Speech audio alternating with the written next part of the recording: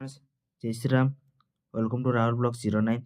ତ ଆଜି ଆସ ଶୁଣିବା ଆମେ ଗୋଟେ ଗାଁ ଆଉ ଗୋଟେ ସହର ମଝିରେ ଗୋଟେ ଗପଟେ ଶୁଣିବା ଆସ କହୁଛି। ସେ ଗାଁରେ କେମିତି ଲୋକମାନେ ଜୀବନଯାପନ କରୁଥିଲେ ଆଉ ସହରର ଲୋକମାନେ କେମିତି ଜୀବନଯାପନ କରନ୍ତି, କେଉଁ ଲୋକମାନେ କେମିତି ରୁହନ୍ତି, ତାଙ୍କ ଚାଲିଚଳନ ଗାଁ ଲୋକମାନଙ୍କ। ତ ସେଇ ବିଷୟରେ କିଛି ଗପ ଗୋଟେ କହୁଛି, ଆସ ଶୁଣିବା ଆସ। ଏ ବଡ଼ ସହରରେ ତା ପରିବାର ସହ ରହୁଥିଲା। ତାର ଅନେକ ଧନ ପ୍ରଚୁର ବହୁତ ସାରା କିଛି ପରିମାଣ ଥିଲା, ମାନେ କୌଣସି ଜିନିଷର କମି ନଥିଲା। ତାର ଗୋଟେ ବୋଲି ପୁଅ ଥାଏ।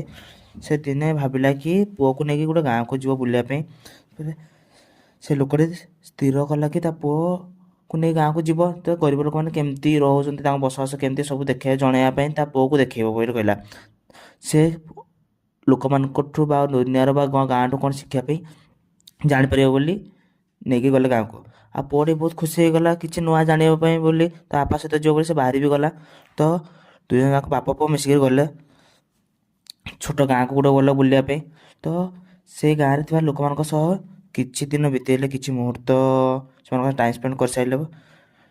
ତାପରେ ତାଙ୍କ ନିଜ ପୁଅ ସହିତ ପୁଣି ଘରକୁ ଫେରି ଆସିଲେ।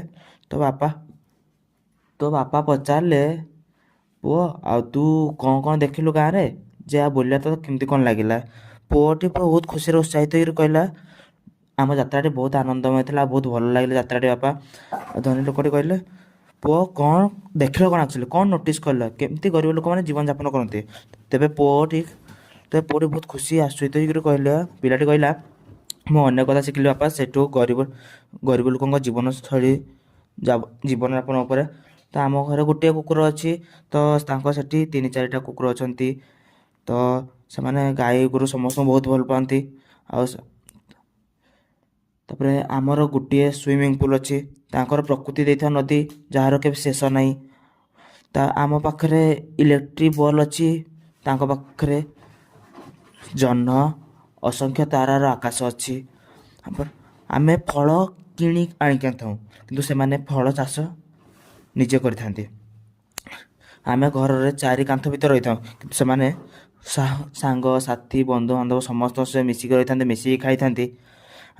ଆଉ ଆମକୁ ମଧ୍ୟ ସମୟ ମିଳିନଥାଏ ଆମେ ନିଜ ଲୋକମାନଙ୍କ ସହିତ ମିଶିକି ରହିବା ପାଇଁ, କିନ୍ତୁ ଗରିବ ଲୋକମାନେ ତାଙ୍କ ନିଜ ସମୟ, ସବୁ ଗରିବ ଲୋକମାନଙ୍କ ସମୟ ଏକା ସମସ୍ତେ ମିଶିକି ରହିଥାନ୍ତି। ଆଉ ତାଙ୍କ ନିଜ ଭାଇ ଭିତରେ ତାଙ୍କ ପରିବାର ଘର ଲୋକ ସମସ୍ତଙ୍କ ସାଙ୍ଗରେ ମିଶିକି ରହିଥାନ୍ତି ସବୁ। କିନ୍ତୁ ଆମ ଧନୀମାନଙ୍କ ଲୋକମାନେ ସେମାନେ ମିଶିକି ରହିପାରନ୍ତି ନାହିଁ।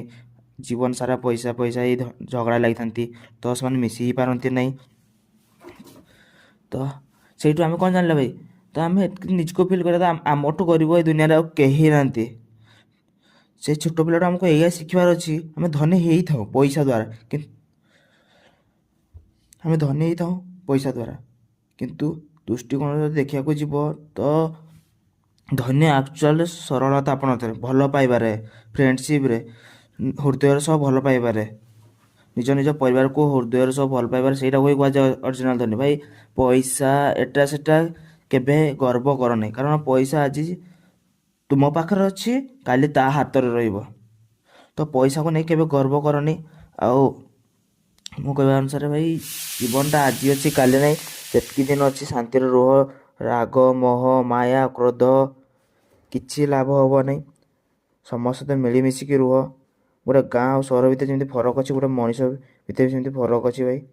ତ ମୋତେ ତ ଏତେ ବି ଭଲସେ ଜଣା ନାହିଁ ଥିଲା ଗପ, ଯାହା ମନକୁ ଆସିଲା କହିଲି। କେମିତି କ'ଣ ହେଇଛି କହିବ ଭାଇ?